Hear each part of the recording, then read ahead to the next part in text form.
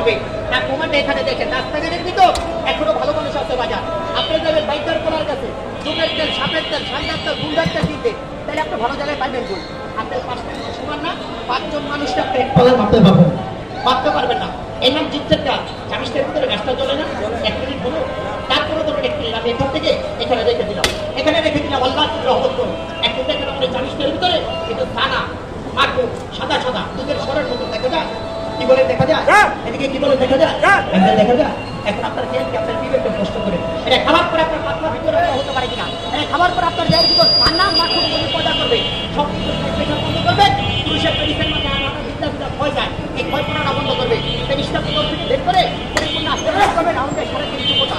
আল্লাহ পাক রব্বুল আলামিন আপনার গোপন বিধি গোপনভাবে মুক্ত করে দেবে। বাবা মাবুদের গোপন বিধি গোপনভাবে মুক্ত হয়ে যাবে, মুক্ত হয়ে যাবে।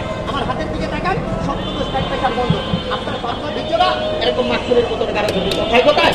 আপনাদের চোখের সাথে বাজার আমাদের ওষুধটা দিন, আমাদের ওষুধটা দিন।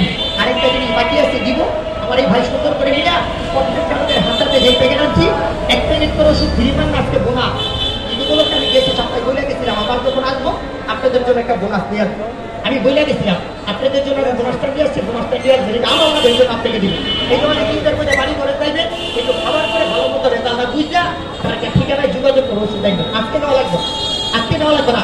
এটা আপনাদের চোখের সামনে সব দিচ্ছি বাজার। এটা কি 1 নম্বর না 2 নম্বর? 1 নম্বর। আমার এই মধুটা ছিল 1 নম্বর, আমার এই মধু ছিল আমার এই মধুটা ছিল 1 নম্বর। আমরা করছি 5 নম্বর। কারণ কি জানে? কারণ কি জানে?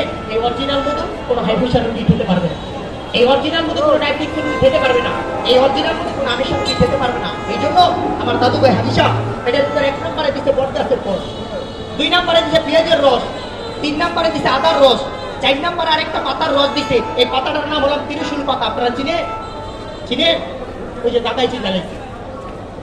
দাদু ভাই ত্রিশূল পাতার বাংলা নাম কি একটু দয়া করে যদি বলতেন?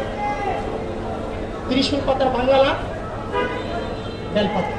রাগ করবেন না দাদা, তাতে একটু বেশ কম হচ্ছে বেলপাতা। এই যে আপনারা হিন্দু লোকেরা অনেক পূজা করে, দুর্গা পূজা বড় না, আবার বললেন না যেগুলো করে বড় না। আপনাদের এত কোটি কোটি টাকা ইনভেস্ট করে এই ছোট্ট একটা পাতা না হলে এই পূজাটা শোধিত হয় না, হয় দাদু? তাহলে গাছের গুড়ে